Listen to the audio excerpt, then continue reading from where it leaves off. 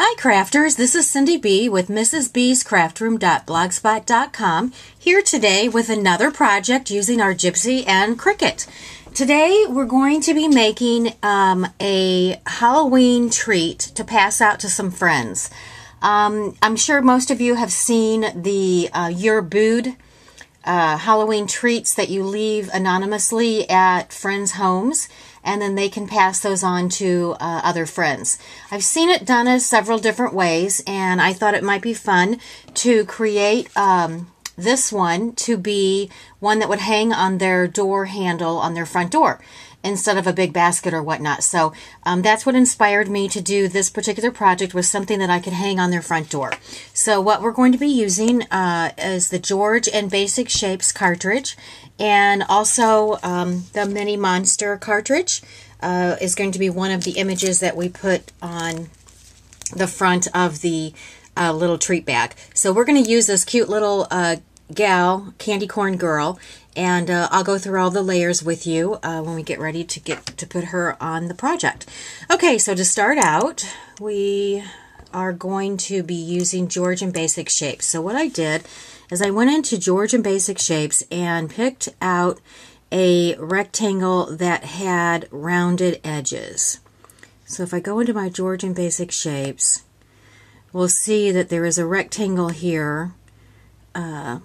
Let's see, I believe it's this one, yes, that has rounded edges. So I selected that rectangle, brought it back to my mat, and I sized, this is going to be the piece that actually hangs on the door, so the back part of the door hanger. So I sized that rectangle at 5 inches by 11 inches.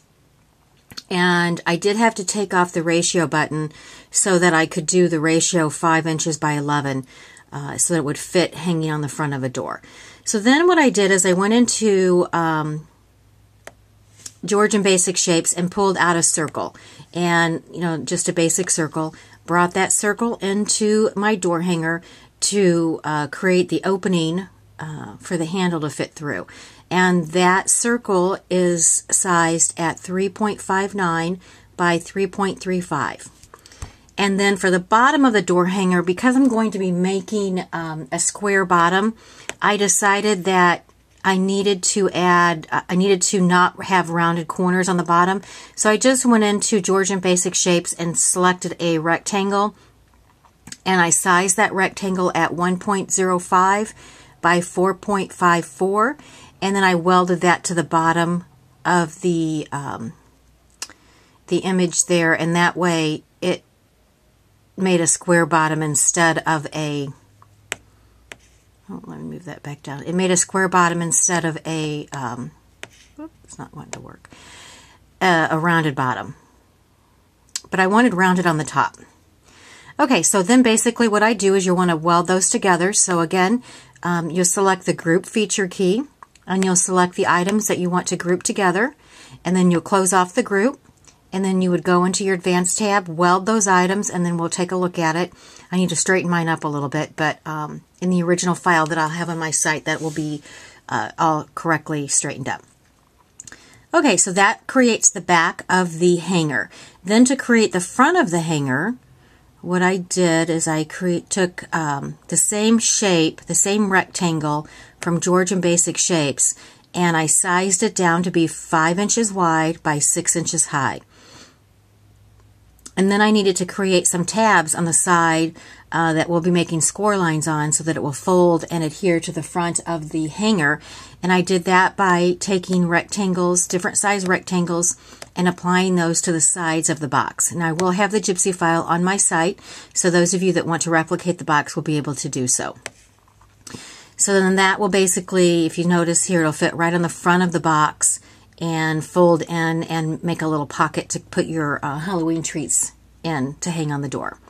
So then the third layer I've created, went ahead and using lacy labels, sorry. I wanted to have some kind of a label front to put my little girl on. So I cut that, used that particular image here. And then here are the little pieces from the candy corn girl. and I've got the shadow and all of her layers, and then that's positioned appropriately on the mat where I will put my paper to cut out each color. So it's basically it. It's a very simple project. I'm going to go off and cut my project out, and I'll be right back and we'll put this together. Okay, so here we have our pieces cut out. This is the door hanger piece that we'll be using to hang on the door, which will be the base to our project. Then we have the front piece, which we are going to score and fold and adhere to the base piece to create the pocket. Then I have the lacy labels piece that I've already cut, and I've drawn some black gel pen lines around the edge and added my ribbon. And here's the cute little candy corn girl. For her, I decided not to use the face that came with the cut, but use one of the Peachy Keen face stamps and put a cute little face on her to make her look a little scared. Okay, and then one other piece that I went ahead and cut out, out of a coordinating cardstock. It's 5 1/4 by 4 1/4, and then I rounded the edges, and that's going to go on the front of the treat box. So let's go ahead and get started putting the box together. You'll notice when you cut out the file that there are some little indentions already on the file. Those are the actual score areas on each side of the box. So each side has one, so you'll score 2 times on each side.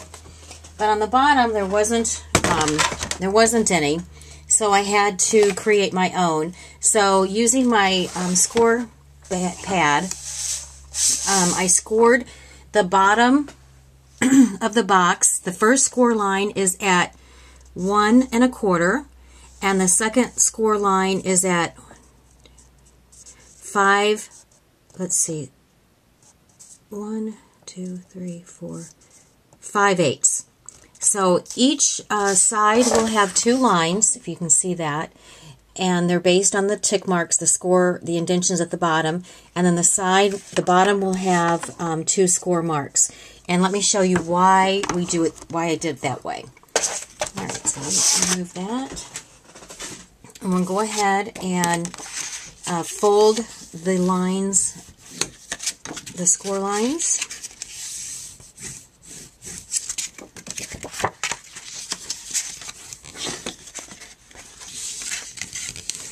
Okay, and then put the bottom. Now on the bottom, we're going to cut off a couple of the flaps. So once you have that scored, we're going to go ahead and cut off the center section on each side. And that will give us a little bit of room to fold the box up and adhere it to the base. Alright, so now that we've done that, first thing I want to do is, so let me show you real quick how this is going to go. So that's going to fold in, and then the bottom is going to fold over. Does that make sense? So it's going to have a lip on the bottom that we can attach to the front of the holder. So the first thing I want to do is attach the little flat parts to the base.